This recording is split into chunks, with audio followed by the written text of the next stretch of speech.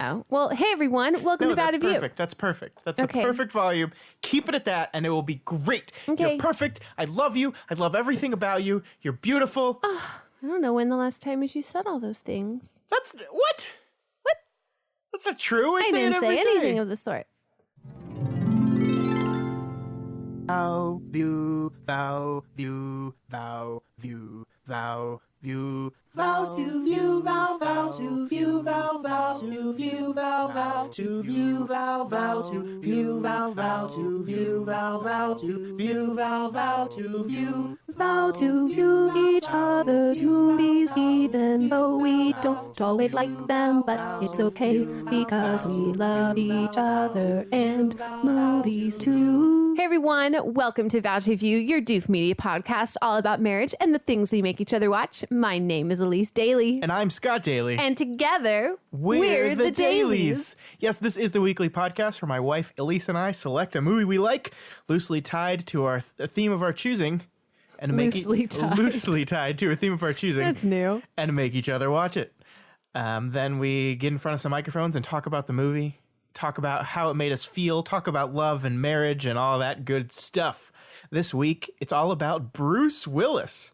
I don't remember why we did this. Well, we just had seen Glass. Glass came out, yeah. So it's a movie that Bruce Willis is in that he definitely does acting in. Definitely there is some acting in that movie. Yeah, which is a change for Bruce. Definitely a change for Bruce. He's been kind of phoning it in. Has he? Since the 80s, maybe. No, not the 80s. Ah, the 80s. 80s were such a good time for him. Bruce has been phoning it in since probably the mid-2000s, with one or two exceptions. But yeah, so we're going to talk all about Bruce Willis. I made Elyse finally watch Die Hard, corrected a criminal wrong there. The fact that you had not seen Die Hard. It is criminal. No. It is. John McClane would come and arrest you for not seeing his movie. He couldn't. I'm out of his jurisdiction. Oh, yeah, because him being in L.A., that stopped him from taking down that group of terrorists. I mean, it didn't stop him taking down a group of terrorists, but, he wouldn't have been able to arrest me. You not seeing Die Hard, terrorist action. I think you should be Terrorist careful for action. what you say on the interwebs, calling those sorts of actions against me. Oh, it's not nice. So let me just play out the scenario then. Let's play with me. This will be fun. So in your scenario, yes, the NSA is listening to this podcast. You never know who's listening, Scott. Hang on. The NSA is listening to this podcast, and they hear the words, Elyse is committing a terrorist act by not watching Die Hard, and they go, shit, he's right. I got to do something about that. No, but now my name is flagged. Now I'm flagged, and I don't know how many years it's going to take until I'm unflagged. And, I'm going to want to go on some tour of the White House, and I'm not going to be able to go because you had this conversation and my name was associated, and now I'm flagged. Exactly. Elyse hadn't seen Die Hard. Can't come in. Sorry. That's not why I can't come in. It's because you said I was committing an act. What kind of act? I'm not going to say it because I'm not going to get flagged again. They don't flag you multiple times. They could. All right, Elyse is watching Die Hard, and Elyse made me watch the show that started Bruce Willis's career. I did. She made me watch Moonlighting. Specifically, we watched... Some walk by night, some walk by day. You guys can't see it, but we're both really dancing right now. I almost feel like you turned off the lights to... Oh, no, it was just your computer, darkened, and it made it seem like it was more moody. Oh, I was like, oh. It's because I switched from my all-white Word document to my audition, because I was checking your volume. I was checking your levels, so that's darker. Well, it made me feel like you were just trying to get in the mood. And maybe jam. I am, baby. Maybe and then we could am. all do some snaps and read poetry, too, Yeah. Why not? All right, so that's what we're doing this week.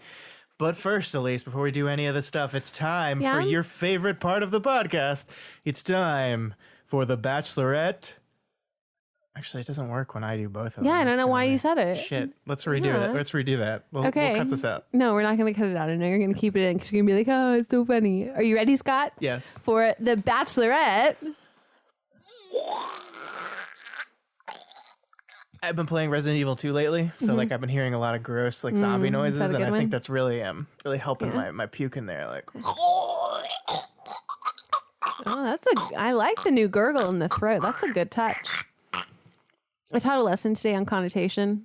I was talking to kids about how, it's a better way to say, like, you're not going to get as disgusted if I say someone just got sick and lost their lunch in the cafeteria versus if someone barfed all over the table and they're like, "Ew, gross." And I was like, see, connotation matters, guys. all right, Elyse, it's time for the internet's premiere show that talks about The Bachelor, but it really isn't supposed to be talking about The Bachelor because it's supposed to be about movies, but you've slowly transformed this podcast into a show just about The Bachelor section of the podcast. So Elyse, go tell me about The Bachelor. It's not all about the Bachelor show.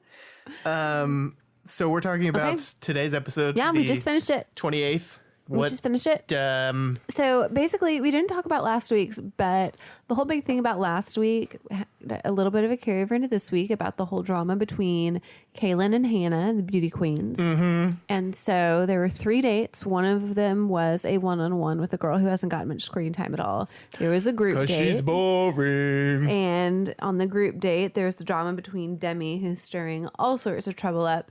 And then the other one-on-one was given to one of the beauty queen girls. Now, I actually have done some research to see if I can figure out anything that there is to, figure out what I can with the whole drama issue behind them. And there's not really much that they're, coming out and saying. And so basically, I just have what I can go for with what I have seen. So here's what I know based on the insight of I am a girl and I can see how situations possibly could be.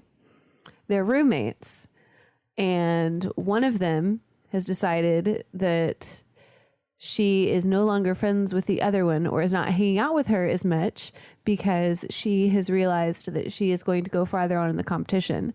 The other one, who did not win, did not get any sort of place at all, was upset by the fact that she was not getting attention from her friend anymore and was probably hanging out with people that are not the nicest nor best people to be hanging out with. And I take that because if you noticed, who is Hannah hanging out with a lot on the show? I don't know. Demi. The one who's talking trash and doing all sorts of things about the other girls and saying that, oh, so-and-so's too old. So-and-so is the cancer of the house. So-and-so is this. So-and-so is that. And it's just like, if that's who you're choosing to be friends with and someone has chosen to not be friends with you anymore, you kind of start to think about maybe it is something that's going on with her. Granted, they're also giving Hannah a lot of screen time as being the one who is talking badly about Kaylin a lot. And so either Hannah is choosing to badmouth her a lot, or maybe Kaylin's not doing it because she realizes that this is going to be something that is public and they can edit it how they want to. Maybe they're choosing to edit Kaylin to seem nicer. I don't know. But regardless, I'm Team Kaylin. Cool, me too. Yeah. Sure.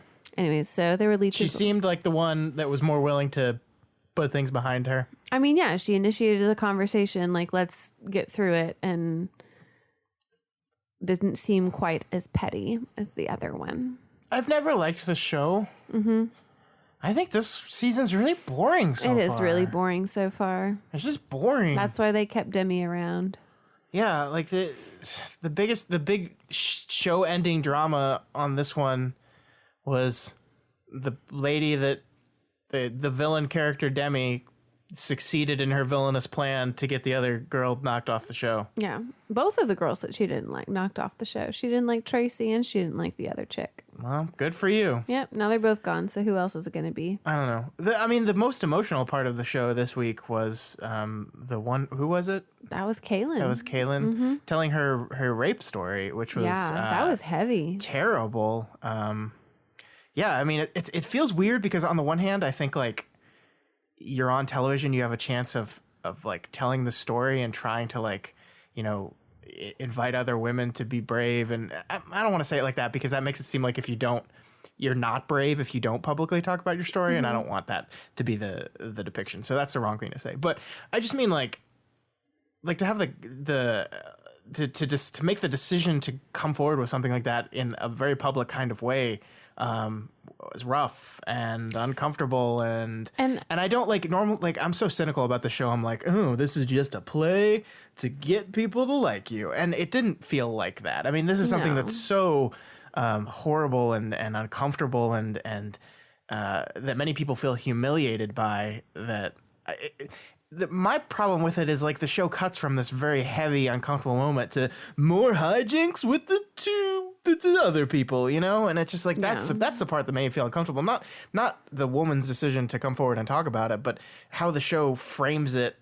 Like the bookends on that are just stupid nonsense drama. Yeah, I also kind of wondered what her platform was as a beauty queen, because they have a platform that they always try and bring awareness to.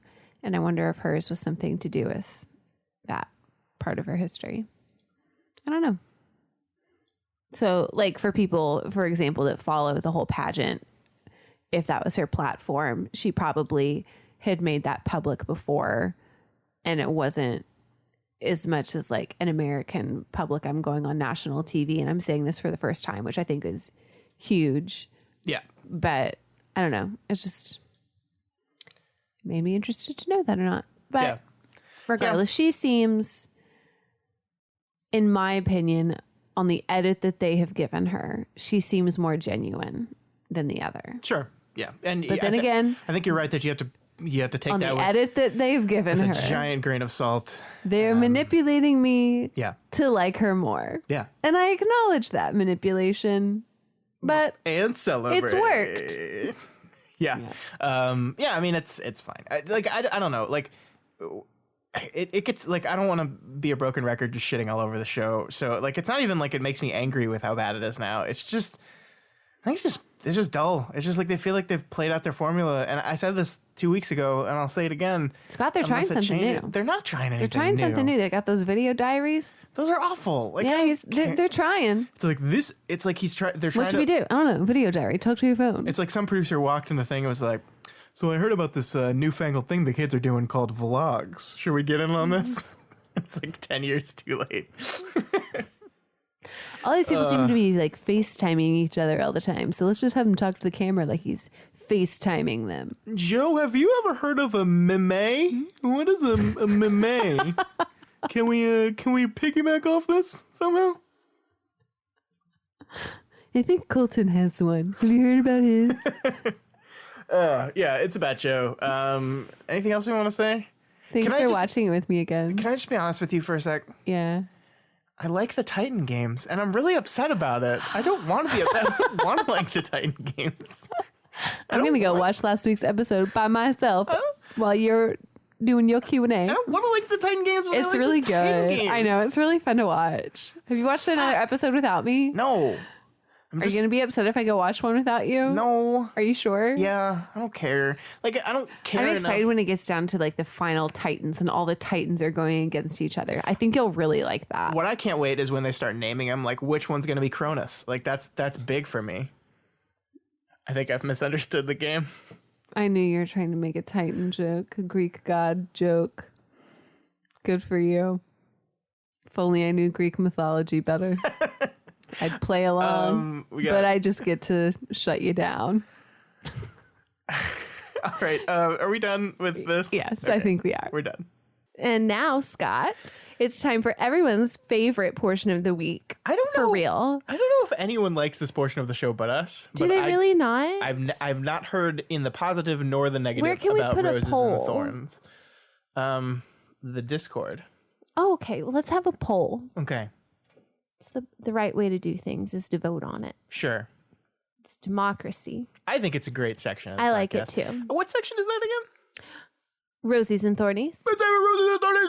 Every rose has its thorn. Has its thorn. Just like every night has its dawn. Dawn, dawn, dawn. Every cowboy sings a sad song. Every rose has its thorn. Yeah. Jesus.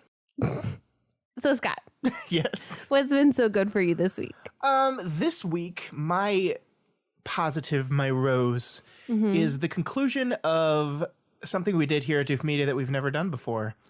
We hosted a StarCraft tournament over the past month. Way to go. Basically, we invited everyone from our Patreon to sign up and be part of the tournament. And I think there were 16 entries total. I don't think you invited me. Yeah, I didn't. You don't, babe? Yeah? You're not good at the StarCraft. You don't know if I'm good at the StarCraft. I've never played the StarCraft. Exactly. It's okay. I'm bad too. But basically, it was a double elimination tournament, and it all came to an exciting conclusion this past Saturday night. We streamed the final game between two of our patrons, Jazriel and Nuke Noodles, were their names, and it was a tough fought 3-1 victory. It was just a lot of fun.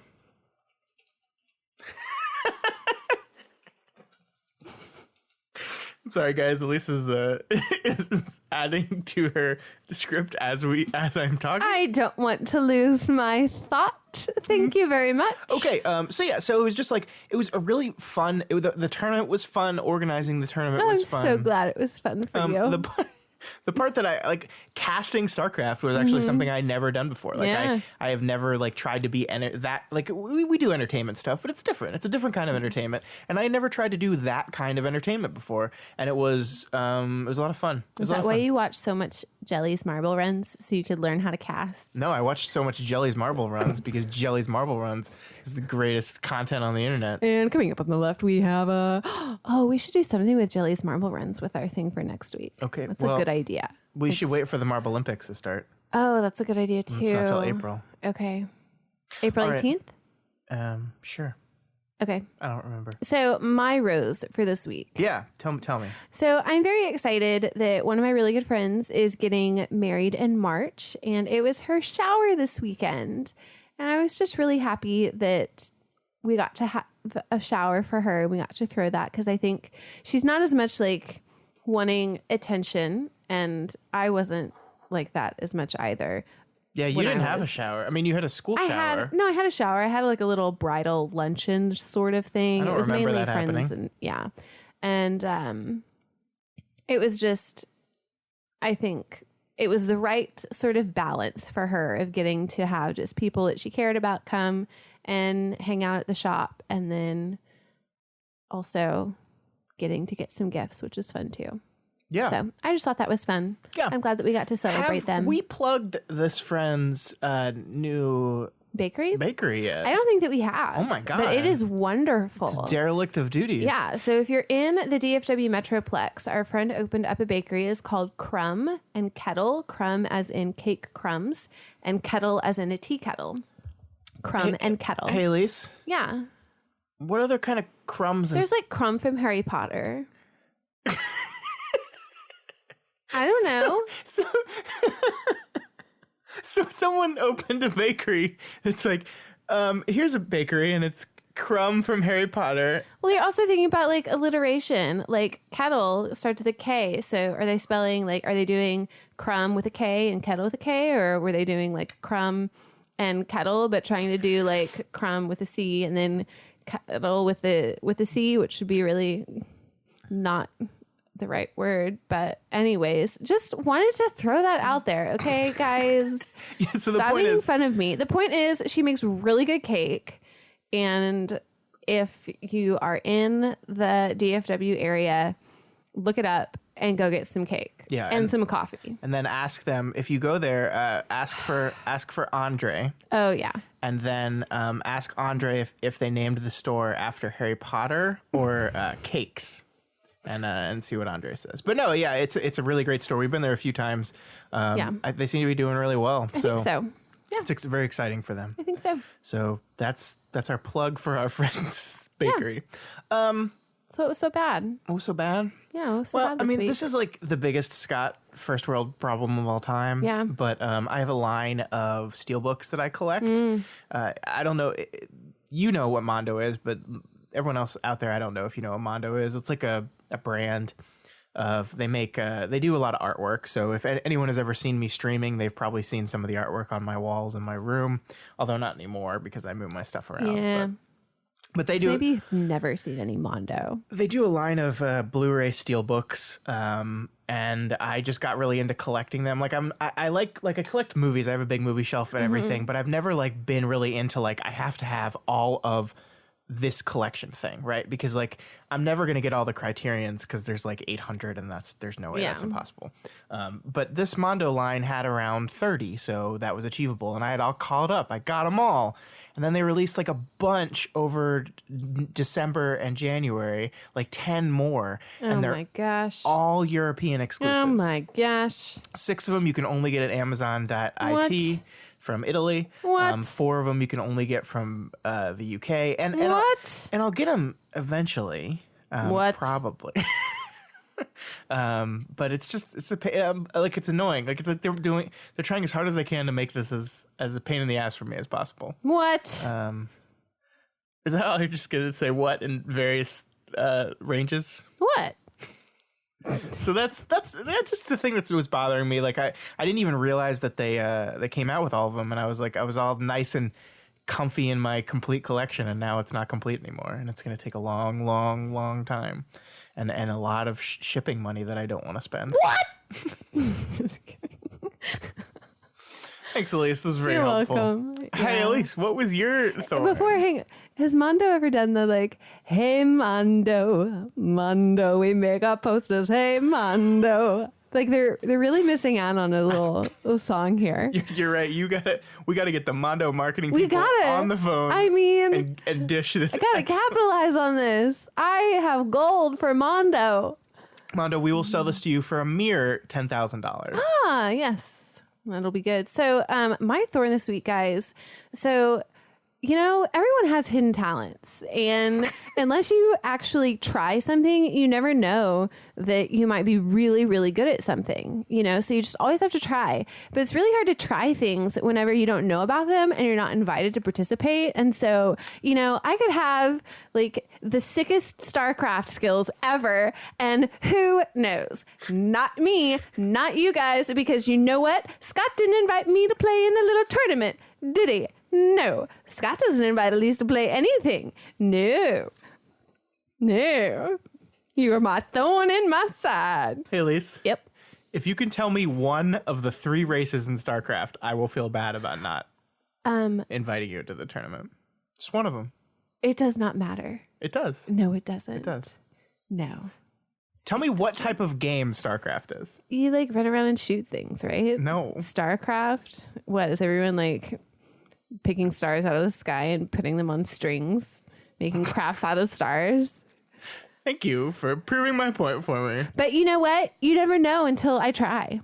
So Elyse clearly doesn't have a thorn this week because this one was clearly just added at the last minute. Yeah, I don't really have it. I couldn't think of anything.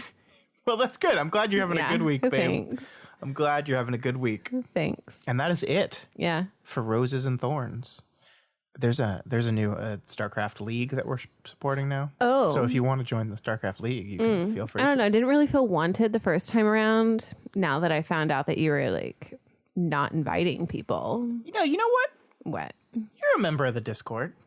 Mm-hmm. And I made the posts in the Discord Yeah. that you're a member of. You also turned off notifications for certain ones of the threads that you didn't think that I would care about. And so did you turn off the notifications for those? I did not. I don't know. I think you might have. I specifically pinged everyone, and you are part of everyone. So I'm not going to feel bad about this at all. I think you should. You could have signed up on your own account. You chose not to. So put your sign up where your mouth is and sign up for the league. You can go onto the Discord right now, click the link, and sign up for the league. You can do it. Go ahead. No. Go ahead. No. It's Go a ahead. protest now. That's likely story. I love you. I know you do. I love you We're too. being very snippy at each other. I know. It's fake. fine. It's because we haven't had dinner yet. We're fake fighting. So, Scott, I made you watch something this week. You did. You made me watch. I did make you watch. So do you want to do your summary first, or do you want me to tell you why I made you watch it first? Let's do the summary first. Okay, so. Tell me about Moonlighting. Okay. Oh, yeah. I read the summary that you wrote. So, Moonlighting. Moonlighting tells a story of a straight-laced, rule-driven owner of the Blue Moon Detective Agency named Maddie, played by Sybil Shepherd, and her wacky, wisecracking partner, David, played by our boy Bruce, who often gets very close to just sexually harassing his coworkers. The 80s...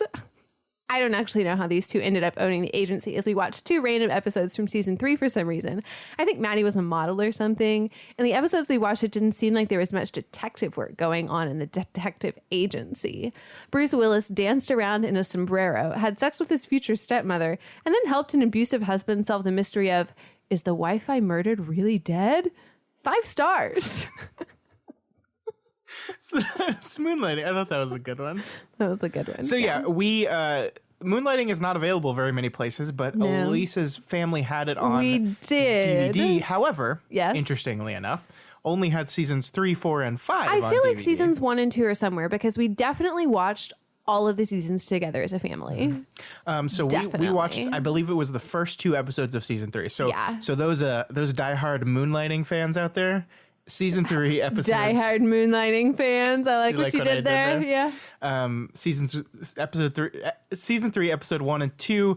The first one was Bruce Willis finds out his father is getting married, and it turns out the person that his father was marrying is a woman he had a one-night stand with a few years ago. And 3 night stands in a row. No, 3 night stands. Nice, Bruce. Nice job. It's that hair. It's that Bruce hair. Yeah, and then it goes away, and look what happens. Yeah. And the second one was about this abusive husband who found out his wife was cheating on him and killed her and buried her, and then she started calling him and harassing him. But it wasn't really her. Of course not. It was the sister. What? The sister who also plays the mom in The Wonder Years. Wow. What? Okay, you're just blowing up the mic when you do that. What?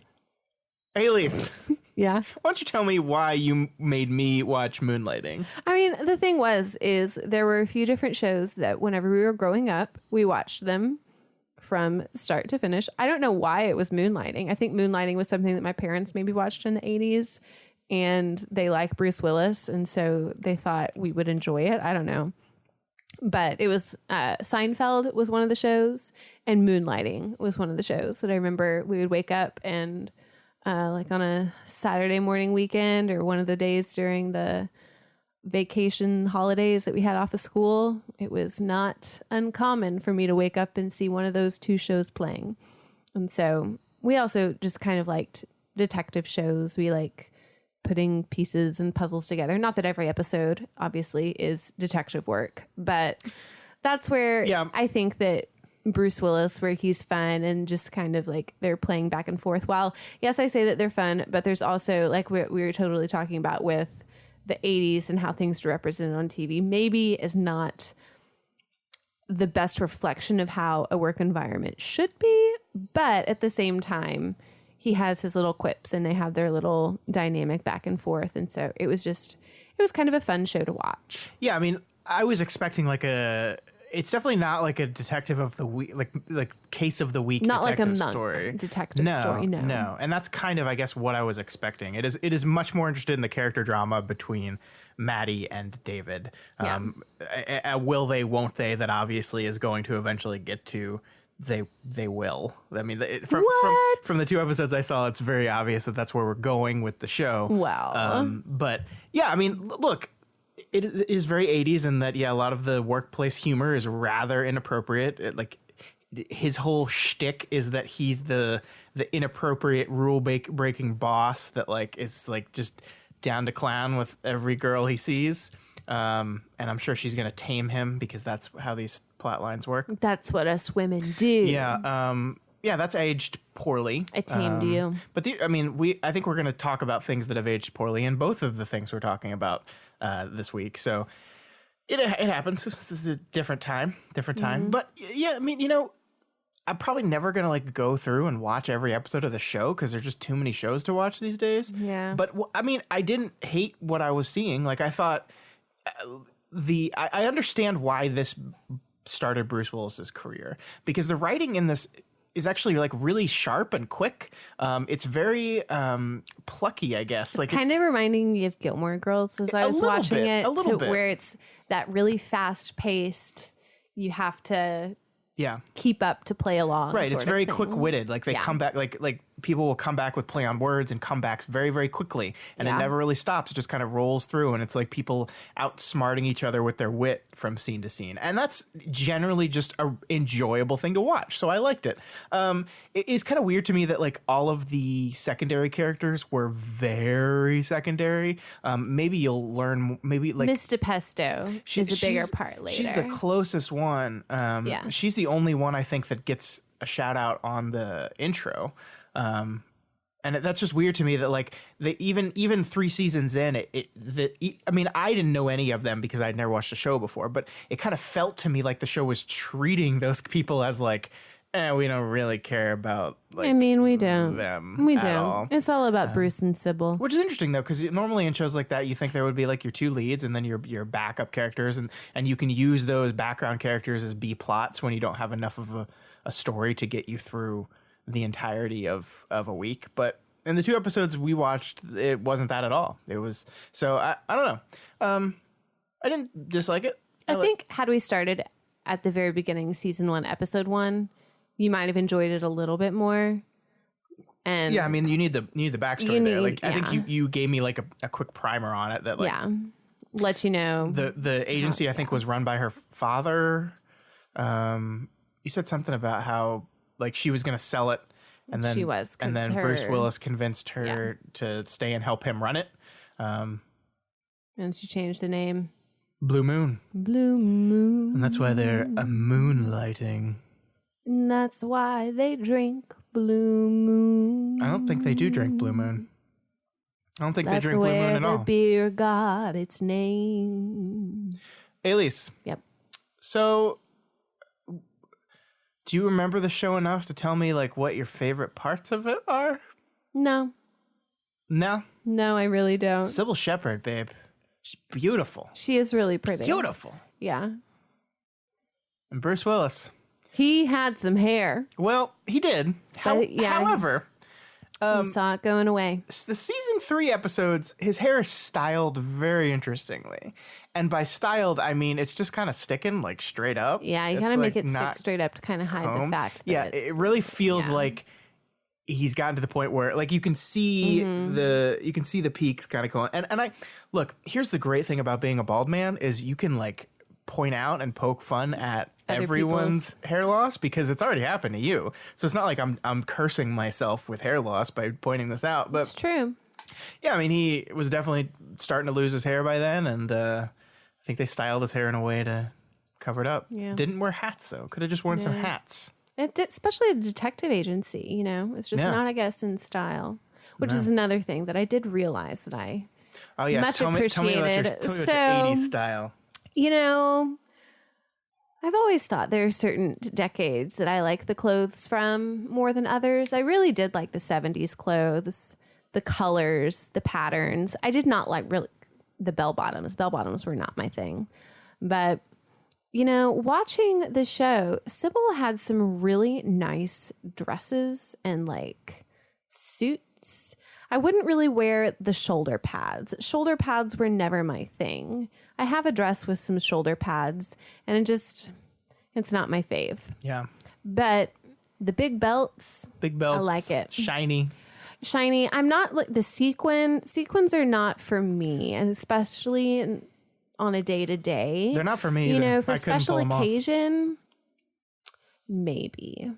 But yeah.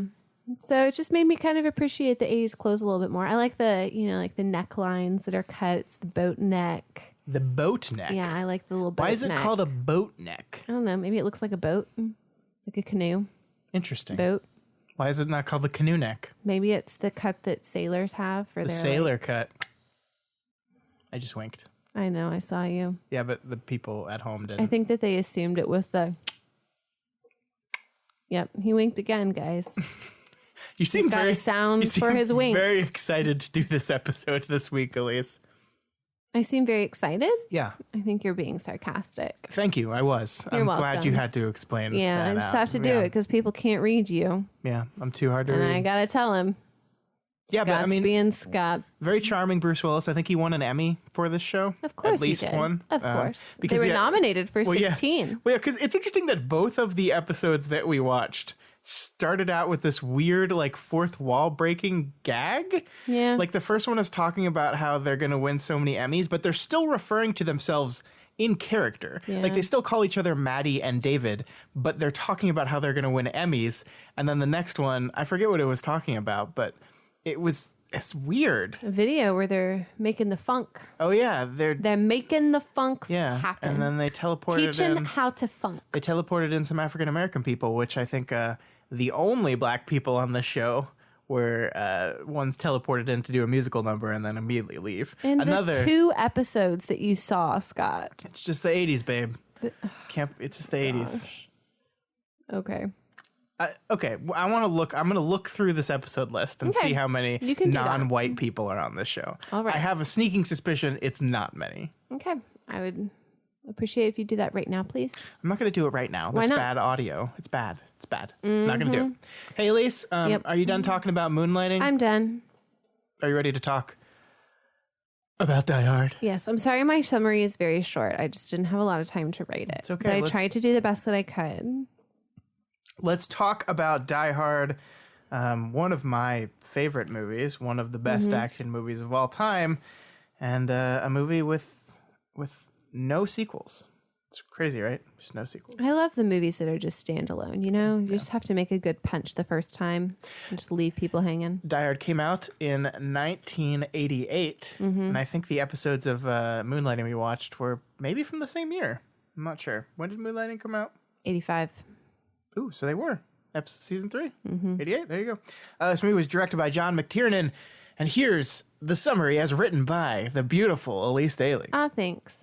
John McClane, an NYPD officer, goes to visit his wife and kids on the West Coast. Nice guy. He attends his wife's company Christmas party, but everything goes wrong when Snape, a.k.a. Hans Gruber, comes to rob the company. That's John Snape. hides in the bathroom and uses his training as a cop to help take down the bad guys. Tons of action, tons of fun.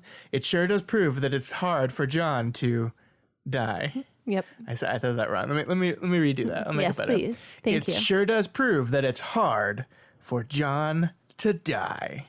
Is that better? That was better. Thank you. I like how you went down on that and you had the little in your throat. Yeah. Die. Hard. Die. all right. Die hard. So Die Hard is one of those.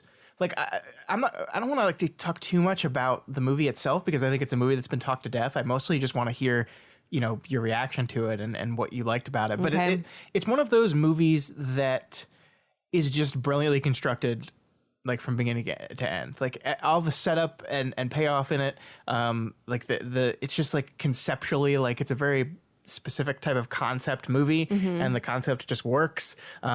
Bruce Willis is like his best self in this. This is the character he plays the best.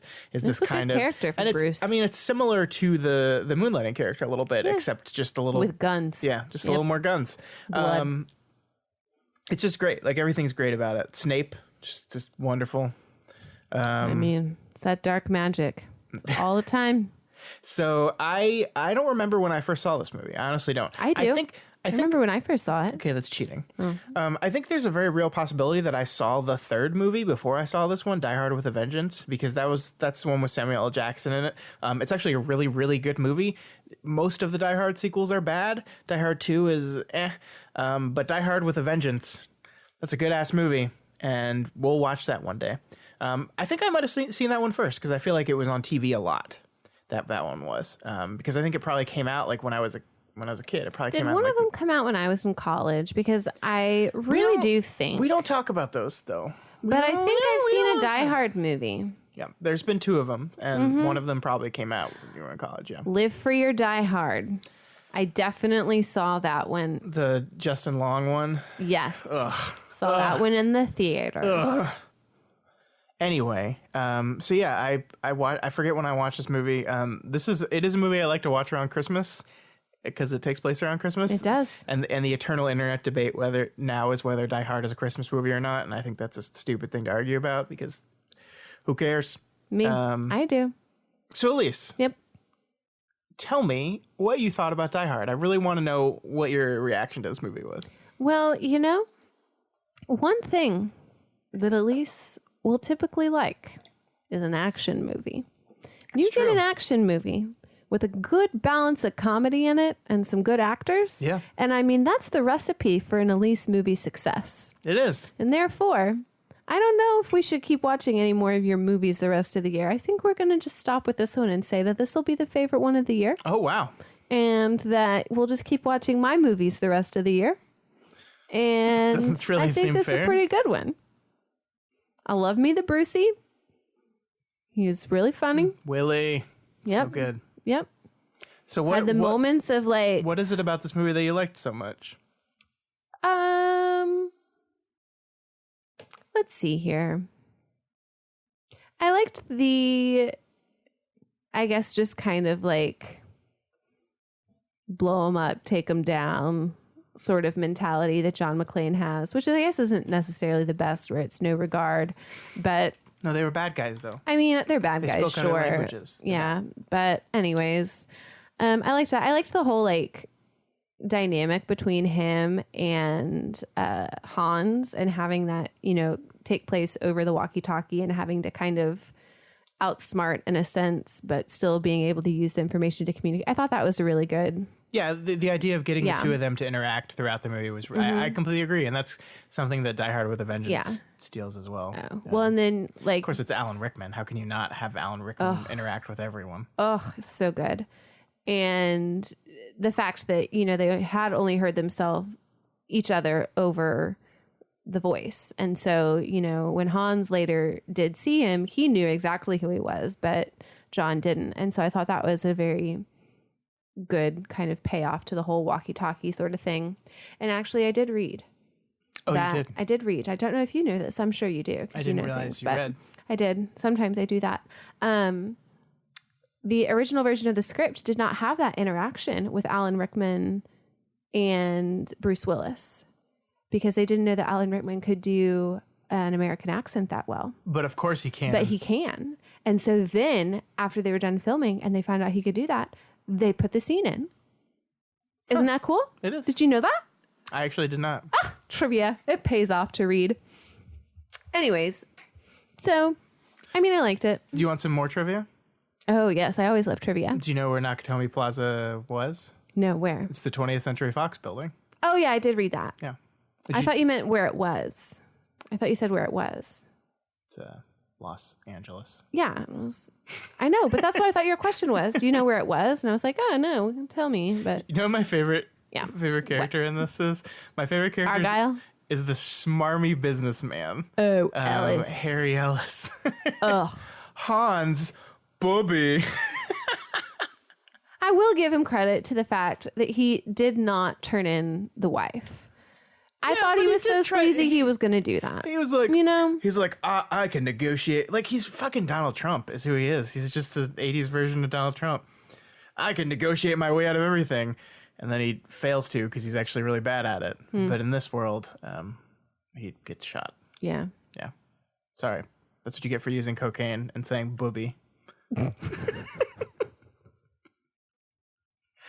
know what part of this movie hasn't aged well? What?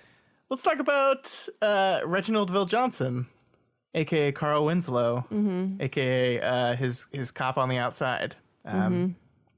So I like this character a lot. I like I think one of the things that works so much about this movie is not just that John McClane is this total badass, but the interaction with the other characters he's having. We've already talked about his interaction over the radio with Hans.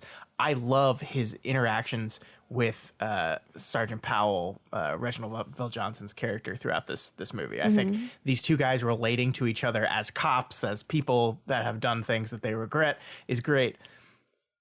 However, he does save his life in the end. Yeah, here's Sergeant Al Powell's arc in the film. Yes. Before the film starts, Sergeant Powell shot a kid, 13-year-old kid, who had a ray gun in his hand. He thought it was a real gun. He shot the kid. It doesn't actually say whether the kid died or not. So we're kind of left unknown on that. But let's say the kid died. He shot a kid, the kid died, and now he's working a desk because he can't bring himself to pull his weapon on anyone anymore because he did this horrible thing. The arc of the movie is Sergeant Al Powell learning how to shoot people again. The culmination of his arc is the fact that at the very end of the movie, he's able to pull out his gun and shoot the terrorist and save John McClane's life. And that's like, look, you're back. You're back. You've regained your confidence after you murdered that innocent child. Well, in 2019, that's not a good look. No, babe. it's not. And Reginald VelJohnson is black, so I'm not like, this is not like a racist thing at all, but there is issues with police violence, not just specific to African American people. The police overuse of violence is a problem across the spectrum. It just so happens to be a much bigger problem when you're dealing with people of color. But it's just not a good look in 2019. And you can't blame the movie for that, but it's just it's something that, this is the first time I've seen this movie in a few years, and it really made me more uncomfortable than I was expecting. I did not remember this being this character's plotline, and it just makes you feel like a little icky. Well, I mean, I think that goes back to the conversation that we were having earlier, to where you watch things that either, in your childhood you saw them, or just a few years ago when maybe it wasn't seen as something so bad by the larger group of people, just in, like popular thought. And then, I think it's important to realize that over time, as you go back and you watch those things, to have conversations and see how perception has changed, and also how by not having those conversations, it starts to build the foundation for kids to think, oh, I see this here. Mom and dad didn't tell me that was wrong. So now that I'm seeing other people do it, and I idolize what I see on TV, and, people want to be actors, or people, even on the news, oh man, I want to be on the news. So they think about what things they could do. And so it's important to have those conversations, whether it's something where it's jokes that are offensive to women and should not take place in the workplace, or a situation where, the cop again shoots someone at the end, and how, Yay! It's not necessarily, it shouldn't be a celebration of, yes, we're so glad that he killed someone and him dealing with that. But, I think it's just important things to consider, especially when we're going back and we're watching things that we did when we were little, and sometimes we're shocked, like, oh my gosh, I can't believe that I watched this and I love this so much, and now seeing what it actually is in my 30s. And so I think it's a good practice to have, and I know it hasn't aged well, and there's lots of things that haven't aged well, right? And that's what I mean. I think that's why I'm bringing it up, is I'm not saying this is Die Hard's fault for not properly capturing something that was going on, but just wasn't as much in the cultural consciousness back then. But I think it is your duty as a person to talk about that kind of stuff when you do, and that's why I'm bringing it up. I don't blame Die Hard for the irresponsibility of this arc. I blame culture at the time, and I am thankful that we have gotten to a place where you could not make a movie today. You could not make this movie and have that be the character's arc. You couldn't do it. People would be very upset with you, and that's progress. And you're also to the point in culture where people realize that it should be something that is talked about, which I think is important too. Instead of having the silence with it and thinking that I can't say anything, I just have to accept it and think that it's okay. Right. I mean, in this movie, the badness of what he did is framed entirely in the effect of how it has made him feel bad, right? Like, the consequence seems to be, in the movie, as important as I have removed myself from the streets because I am punishing myself over the stupid thing I did. The frame of the event is never around a kid is dead. It's the importance is what happens to this character, not the kitty shot, and that's not the way you could frame it anymore, and that's good. That's a good thing. And I mean, this brings me back, like, we're kind of going off track here, but I think it's a good conversation to have. We were talking about this idea other day of, like, if we have kids somewhere down the road, having our kids watch some of our favorite movies that we liked as kids, and how we have to be able to frame those in different ways, how we have to be able to, and I don't think, like, we can't not watch the movie, but you have to have conversations about it and frame that kind of stuff properly. Because yeah, a lot of 90s movies, I mean, there was just this big whole blow up about the fact that Joe Rogan, a podcaster and just person, he does a lot of different things, but he mentioned the fact that Ace Ventura: Pet Detective is a very cruel film to trans people. And he's absolutely right. It absolutely is. It's the ending of that movie is terrible to trans people. And that is just something that wasn't in the cultural consciousness back in the 90s when this movie was written. People just didn't consider that. And parents are going to have these conversations with their kids when they see this older stuff. And we've always had to do that a little bit. I just think it's more complex now. Very true. Sorry, I went off on a tangent. It's okay. I'm done. The bunnies are pretty. The bunnies? Chased a bunny. Oh, I get it. Like down a rabbit hole. Mm-hmm. I get it. It's good. So that's how we took a show about Die Hard and turned it into a treatise about modern cultural stuff. And we're talented, Scott. But damn. We're talented. How about that movie, though? It was a good movie. How about that movie, though? Yippee-o-ki-yay. That Bruce Willis. Yep. See, when I'm saying Bruce Willis, I'm referencing a Key and Peele sketch that I don't think you've ever seen. I've never seen it, no. So it probably doesn't have as much of an effect. But Not at all. Yep. So much good setup and payoff in this movie. So much. The guy on the airplane tells him, when you're feeling bad after you get off the plane, take off your shoes and just make fists with your toes, and it'll make you feel better. So Brucey does that, and then he's shoeless for the whole movie. And then they shoot out the glass, and he has to walk on the glass. And then there's the scene where you got really freaked out and wanted to leave the room because it was so gross. It was so... I just, tensed up again. It was so gross. You know what pisses me off? I'm going to rant for a bit here. Okay. I don't have to. You seem very exasperated. No, go ahead. So the famous line from this movie is "Yippee-ki-yay, motherfucker," right? It's a great line. Wonderful. The context of the line is that Hans is accusing John McClane of just being another American cowboy. And so he says that in response. And then at the very end of the movie, when Hans thinks he's won, he says it back to him. And it's kind of like this, which immediately turns around on him and he wins. That's they use that line in later movies, and it's like the just stupid Justin Long one. He says it, and it's just like, that doesn't make any sense. Like, I hate when things get so ingrained in cultural consciousness that the movie world itself then reacts to that. Like, there's no way in the world of Die Hard, in John McClane's world, that "Yippee-ki-yay, motherfucker" would become a thing that he would just say all the time.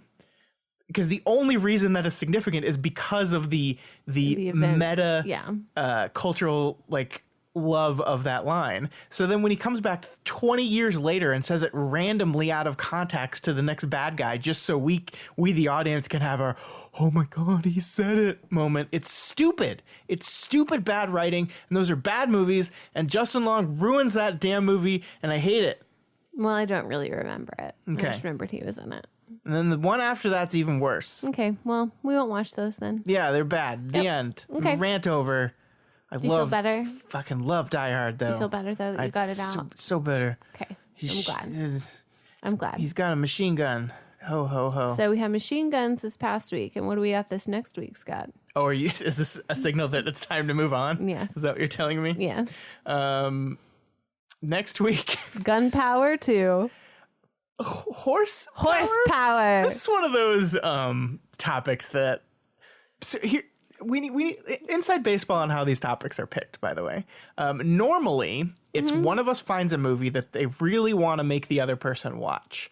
And then we attempt to build a theme around that one movie that the other person could pick a movie on. Yeah, so I picked National Velvet. So Elyse really wanted me to watch National Velvet, a movie I've never even heard of. I know nothing about this 1944. It's a great movie.